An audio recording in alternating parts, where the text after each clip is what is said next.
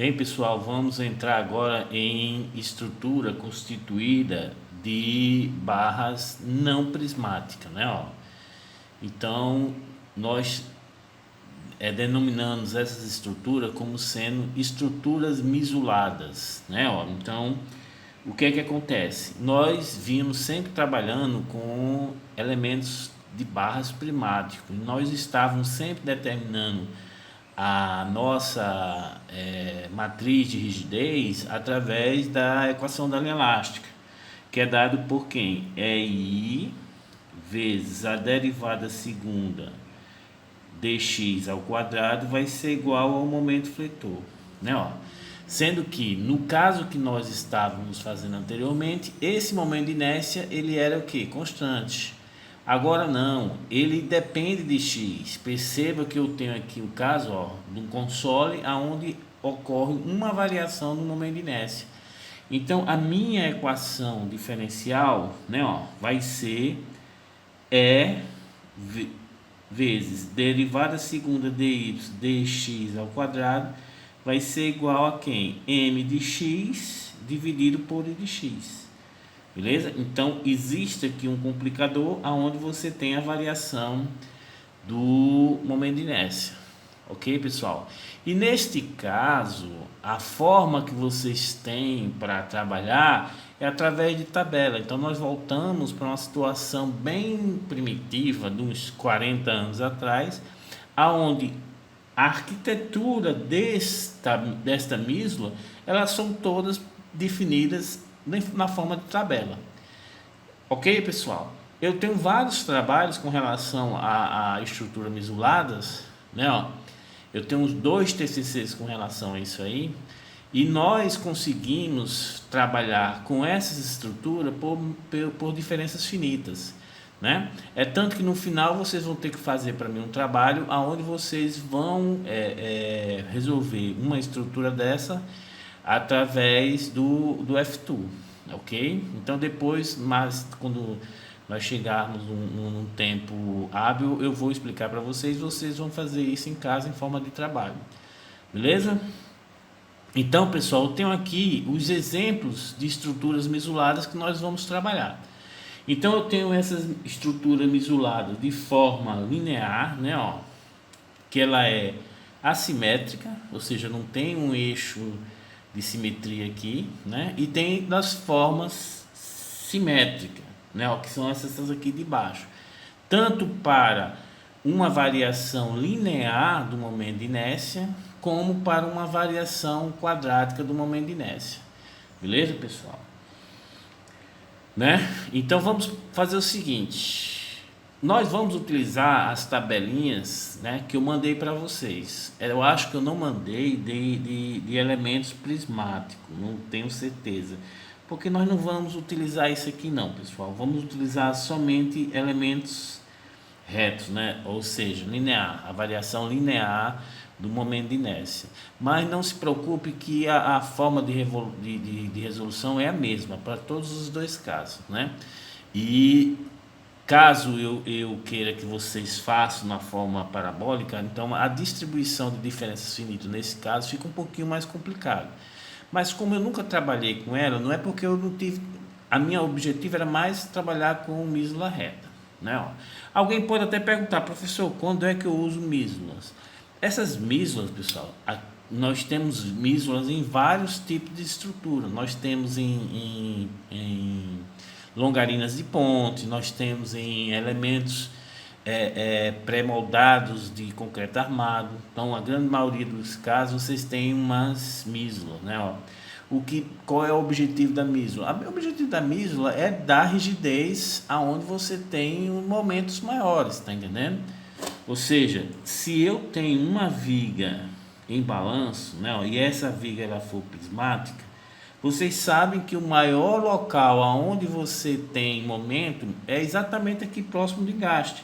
Então o que é que eu faço? Eu aumento a rigidez nesse engaste, eu pum, ó, e coloco aqui uma mísula. Então essa estrutura ela tem uma rigidez aonde eu tenho maior aplicação de esforço de momento, então ela tem uma menor deformação, beleza?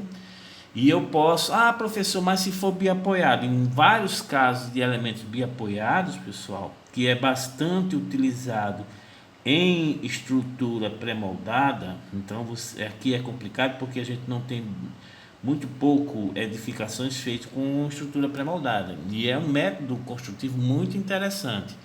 Você passa pela manhã em frente a uma construção dessa, os cabras estão fazendo a fundação, quando você volta de noite para dormir em casa, a edificação já está pronta. Ok? Então, nesse caso, se você tem uma viga biapoiada e essa viga é pré-moldada, então o que acontece? Onde é que o momento é máximo? No meio do vão. Então você vai e misula ela exatamente onde eu quero uma menor deformação. Então isso é uma aplicação de misula, né, pessoal? Então vamos começar a trabalhar com ela e não é difícil. Não é difícil. Então vamos resolver de forma bem calma, que vocês vão perceber que é só aplicação das fórmulas, né? Dos valores que vocês vão encontrar na tabela. Beleza? Então o procedimento que nós vamos adotar vai ser o mesmo de todos os exercícios, né? Vamos determinar o sistema de referência, vamos achar o vetor carregamento, vamos achar a matriz de rigidez, vamos resolver o sistema, vamos achar as ações de extremidade, vamos equilibrar os elementos de barra e vamos fazer os diagramas. Então não vai alterar em nada com relação aos métodos que a gente vem aplicando, ok? Então vamos lá, pessoal. Então vamos trabalhar com esse sistema aqui, ó. Então note que eu tenho aqui uma viga bem engastada, né, ó. E lembre-se, vocês têm que lembrar, aquela tabelinha que eu passei para vocês, ela só vale para a viga bem engastada, né, ó. Mas professor, se for engaste e apoio, aí vocês vão aprender como determinar os esforços para essa situação, beleza? Não se preocupe, não é que a gente vai utilizar esses métodos. Então aqui eu tenho uma viga bem engastada. Eu coloquei a notação 1 e a notação 2. Sempre lembrando, o que é 1 é onde você tem maior rigidez, onde você tem a misula, né? Então 1 é onde você tem a misula. 2 é onde você não tem a menor rigidez, né? Aqui eu coloquei 1 e o 2 nessa situação de simétrica, mas não tem esses dois, né? Porque só vai ter um, porque aqui você tem a rigidez iguais, né? Porque lembrando que nessa situação você tem o que? Simetria. Então eu tenho uma região misulada reta, e aqui eu tenho uma região misulada reta. Então aqui eu tenho um eixo de simetria. Então, pessoal, essa misula tem que ser igual a essa aqui, ela tem que ser espelhada nessa aqui.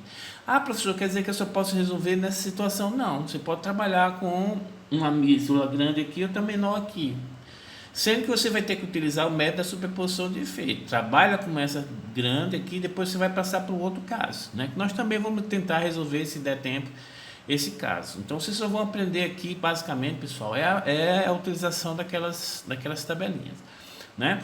Então vamos lá. Primeiro caso que a gente vai trabalhar são esse caso aqui, pessoal, que você tem um elemento misulado, né, de barra misulado, né? Essa distância aqui é exatamente a distância nesse elemento de viga onde você tem a parte misulada. Então A é sempre o que? O tamanho do segmento que é misulado. E L é o vão todo, ok? Então vocês vão precisar deste A e deste L para entrar na tabelinha, ok? No caso desse caso aqui, pessoal, o que é que eu vou precisar também? Aqui você vai ter que identificar nesta região aqui, onde eu tenho maior inércia, que vai ser o meu I máximo, ok? E nesse local aqui, onde eu tenho um elemento de barra prismático, né, não ocorre a variação da inércia, aqui vai ser meu I mínimo, ok? Então vocês vão ter que saber também qual é o valor do momento de inércia máximo e qual é o valor do momento de inércia mínimo. Da mesma forma, aqui você tem o seu I máximo, né? Aqui é o I máximo também, né? Então o I mínimo fica exatamente aqui, onde você tem a parte prismática, né? Então percebam que vocês também têm que saber o I máximo e o I mínimo. Da mesma forma, se eu estiver trabalhando tanto com elemento simétrico ou assimétrico. Isso aqui é assimétrico, né? Porque você tem uma mísula parabólica aqui num, tem do outro lado. E esse aqui é simétrico. Você tem de um lado, também tem do outro igual. Tá vendo, ó? Então, da mesma forma, aqui vai ter o I máximo e aqui vai ser o I mínimo. Aqui vai ser o I máximo, aqui vai ser o I mínimo. Ok, pessoal? Então, quando vocês têm essa denominação, ou seja, eu sei o vão aonde tem a região misulada, e eu sei também o L da estrutura, eu consigo, né, determinar a primeira coisa que vai lá na tabela para ver como é que vai ficar a questão da distribuição dos esforços e também na questão da rigidez, né? A questão da distribuição dos esforços a gente vai utilizar para a determinação do vetor carregamento e da rigidez para a matriz de rigidez. Beleza? Então, pessoal, vamos lá. Primeira coisa que eu vou ter que precisar quando eu tenho uma estrutura, onde eu vou transformar essa estrutura em elemento de barra, da mesma forma que a gente viu utilizando anteriormente, né? Note que a gente sempre trabalhou com elemento de barras, né? Nós discretizamos a estrutura de forma que a gente tem elementos de barras, né? Percebam que esses elementos de barra nós só levamos em consideração que vinculações, né? Nós não levamos em considerações carregamento, né? Ó, a gente tinha um carregamento atuando no elemento de barra, a gente pensava, opa, esse carregamento tem lá na tabela do professor Libânio. Então, um carregamento distribuído no interior de uma viga, eu não preciso colocar uma chapa, um apoio no início desse carregamento e uma chapa, um apoio no final desse carregamento, onde esse início e final não casam com um apoio, com uma vinculação. Então, olha o quanto é importante aquela tabelinha do professor Libânio, né? Porque a gente vai simplificar muito o nosso trabalho. Ok? Muito embora aqui, pessoal, ele já simplifica. Quando vocês vão utilizar as tabelas, vocês só vão ter carregamento distribuído e vocês só vão ter uma carga concentrada.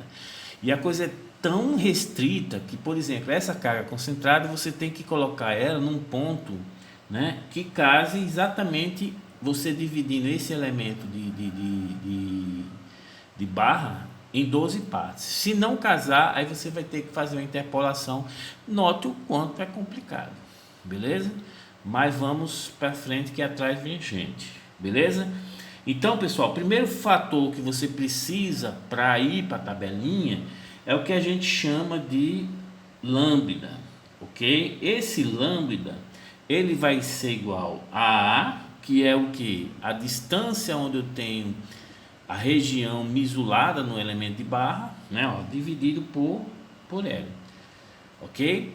Então, esse é o primeiro fator que a gente vai ter que utilizar para a nossa busca naquelas tabelinhas que eu passei para vocês. Quem não recebeu, avisa para mim que eu mando novamente, né? Então, o lambda vai ser igual ao A dividido por L, onde o A é essa região que eu tenho mísula e o L é o vão todo, beleza?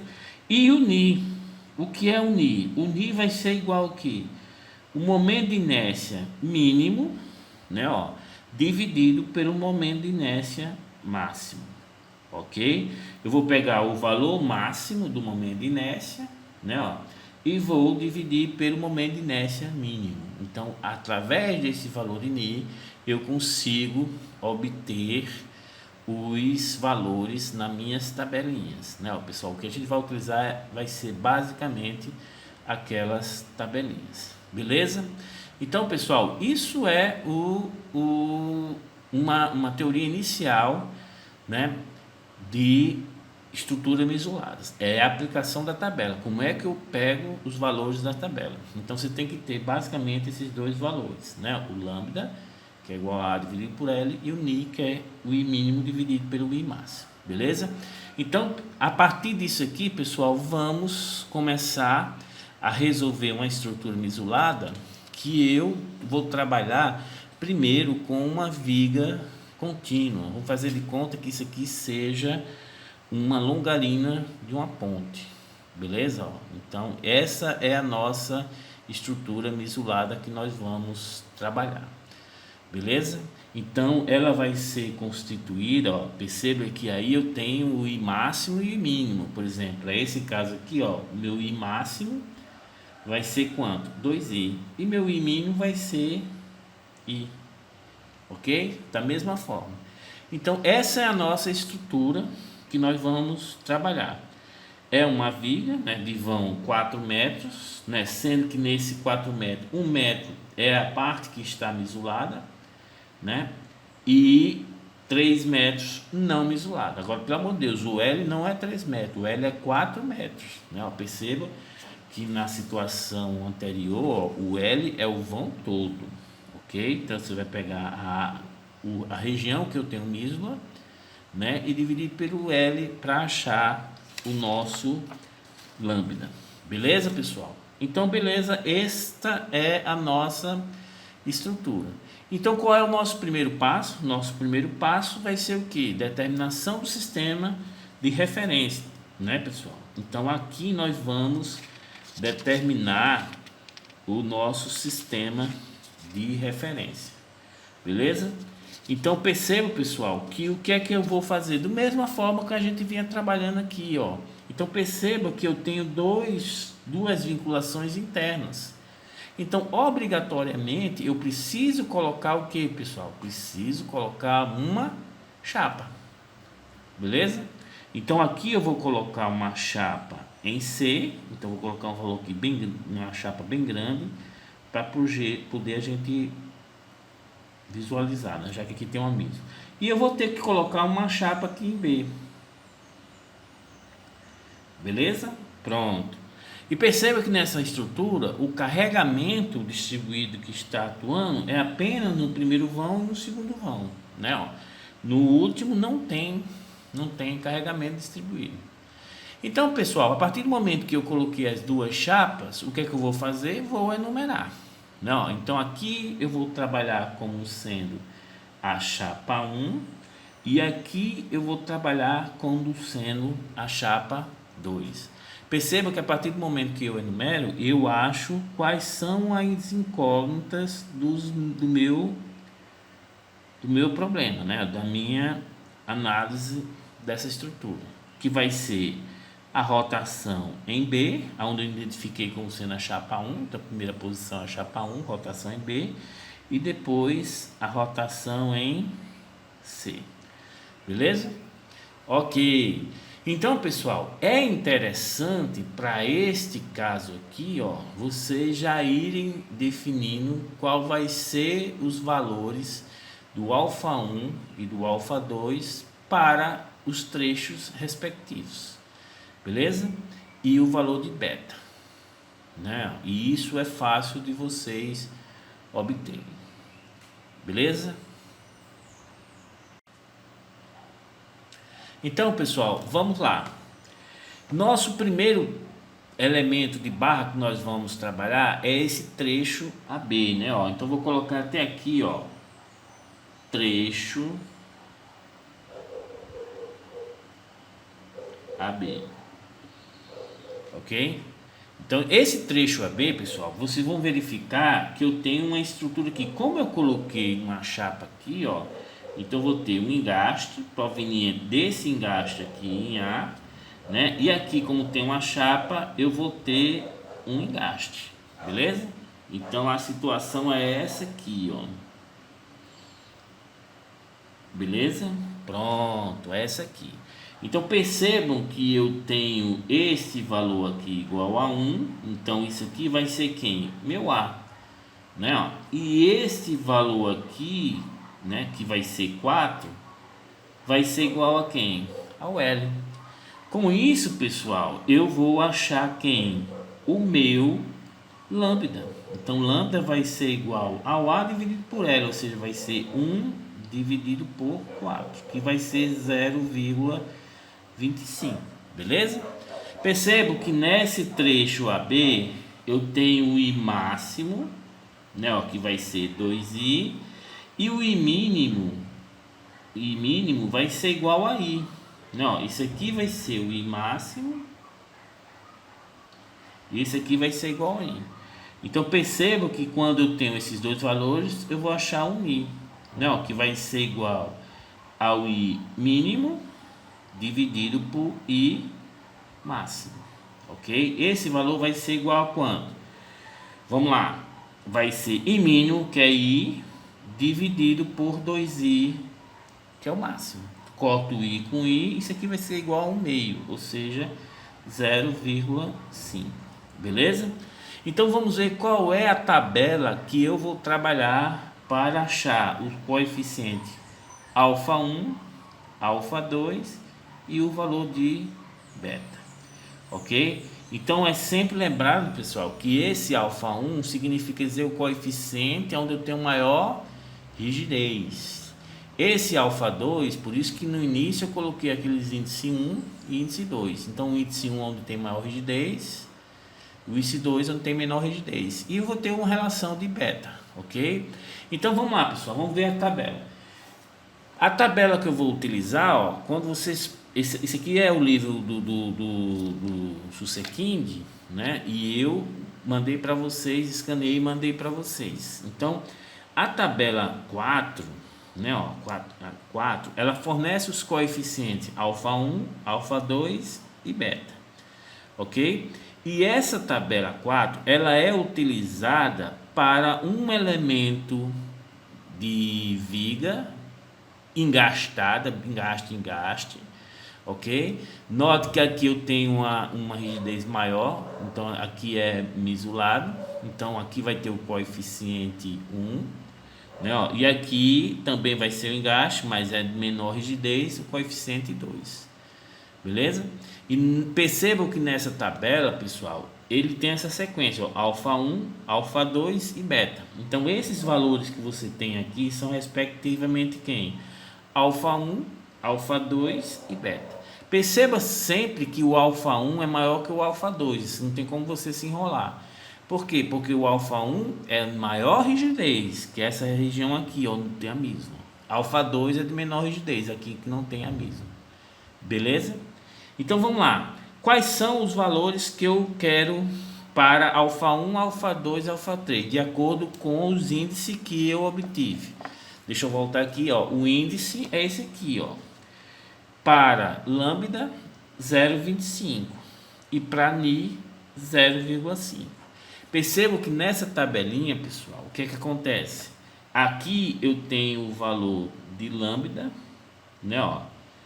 E aqui eu tenho o valor de ni, né, ó. Então vamos lá. Qual for o valor de ni que eu tenho que adotar? O valor de ni vai ser de 0,5, ok? E o valor de lambda é 0,25. Então vamos lá aqui, ó. O valor de ni é 0,5, né, ó, que vai ser o I mínimo dividido pelo I máximo, tá aqui, ó, tá vendo, ó.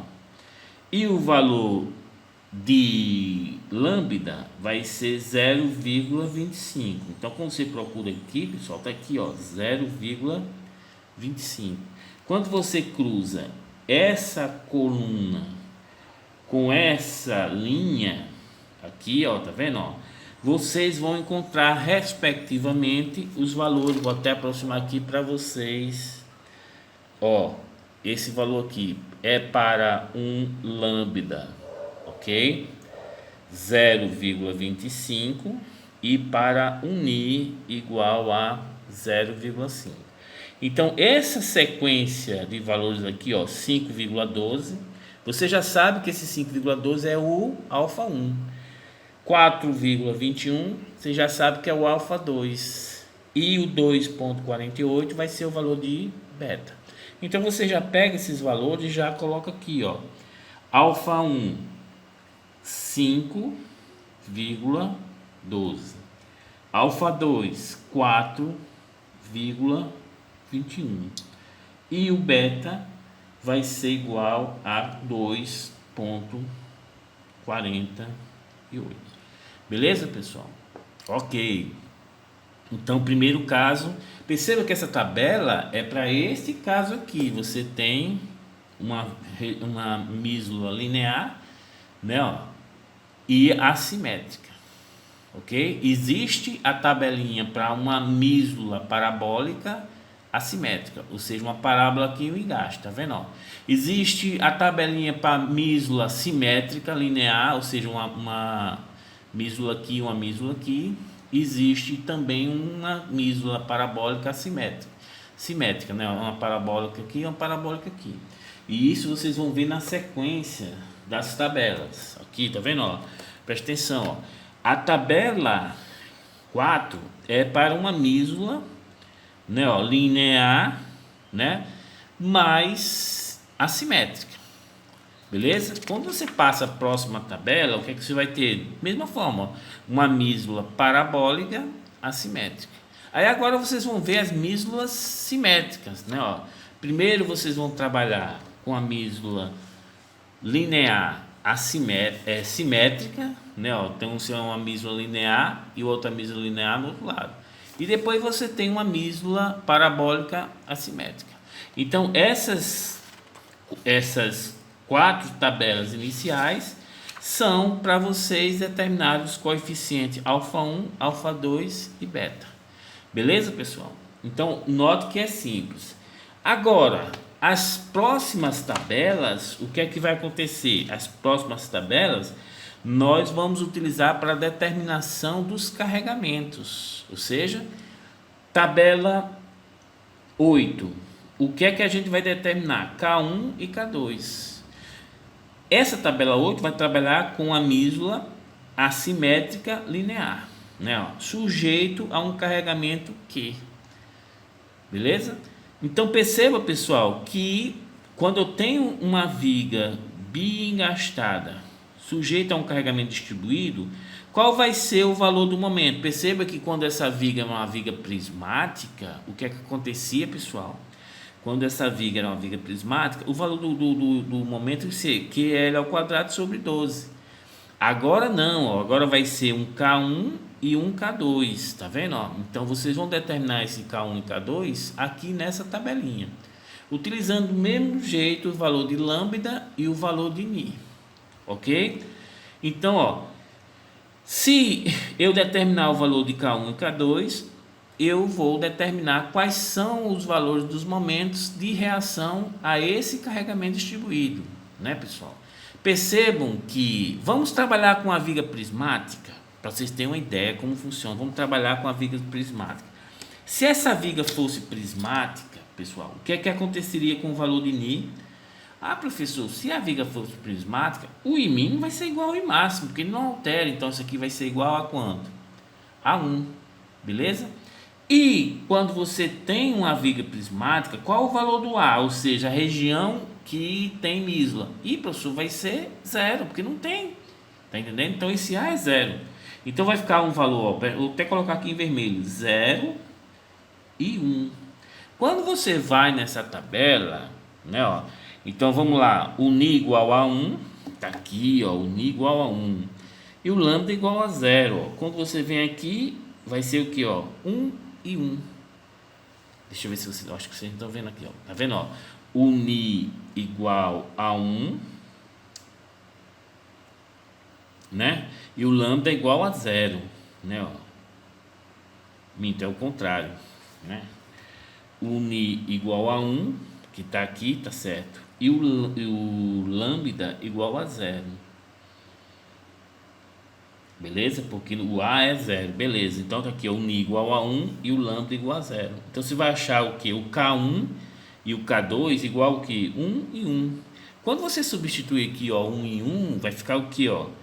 QL ao quadrado sobre 12. QL ao quadrado sobre 12, que é a resposta que a gente sempre utilizava. Tá entendendo? O que acontece? Quando vocês vão colocando mísulas, o que acontece? A parte mais rígida, né, ele vai ficar mais responsável pela reação a esse carregamento distribuído. Tá entendendo?